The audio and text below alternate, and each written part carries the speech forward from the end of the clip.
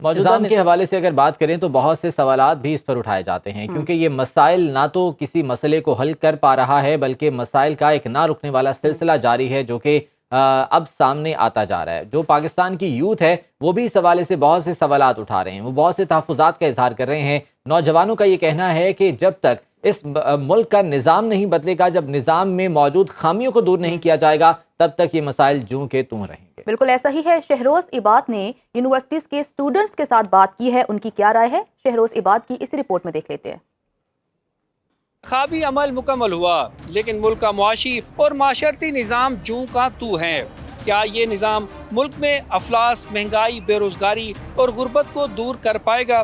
کیا ملک کا سیاسی نظام مزید بہتری چاہتا ہے؟ یہ ہم جانتے ہیں فیصل آباد کے نوجوانوں اور فیصل آباد کے شہریوں سے۔ آئیے ہمارے ساتھ۔ موجودہ نظام جو ہے وہ ہمارے مسائل حل کر پائے گا؟ دیکھیں جو موجودہ نظام جو ہے ہم سب کو پتہ ہے ابھی کیا چل رہا ہے، تو یہ مسائل حل کرنے کی بجائے ہم سب جانتے ہیں کہ فی الحال تو مسائل کو بڑھا رہا ہے۔ کیا لگتا ہے کون سا نظام جو ہے وہ بہتری لا سکتا ہے؟ مجھے لگتا ہے کہ فی الحال جو نظام چل رہا ہے وہ تو بہتری نہیں لا سکتا۔ ہاں اگر صدارتی نظام ہوتا، کیونکہ اس وقت جو پاور ہے نا وہ ڈیوائیڈ ہوئی ہوئی ہے، مجھے لگتا ہے کہ وہ ایک جگہ پہ نہیں ہے، تو ہمیں لگتا ہے کہ اگر ہمیں بہتری لانی ہے تو کم از کم ہمیں جو پاور ہے وہ کسی ایک بندے کو تو دینی چاہیے کہ اس کے پاس پوری اتھارٹی ہو کہ وہ کام کرے۔ جو موجودہ نظام ہے وہ اس ٹائم مجھے کچھ سمجھ نہیں آ رہا۔ اس ٹائم جو بہتر نظام یہی ہے کہ صدارتی نظام آیا جائے، ون مین شو ہو اور وہ اس ٹائم سارے پاکستان کو لیڈ کرے۔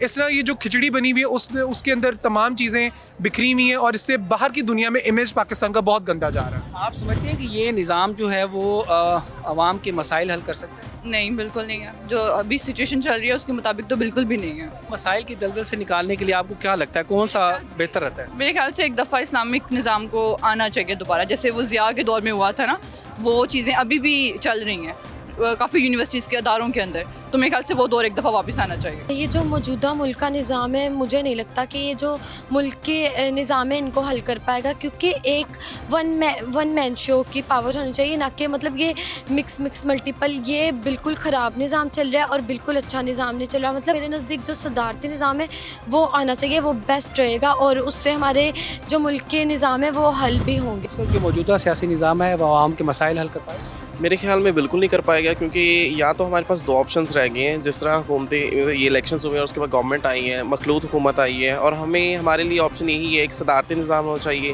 یا پھر اسلامی نظام ہونا چاہیے۔ ہمیں ان دونوں کی طرف جانا چاہیے، ان دونوں میں سے کوئی ایک آپشن کو سلیکٹ ضرور کرنا چاہیے۔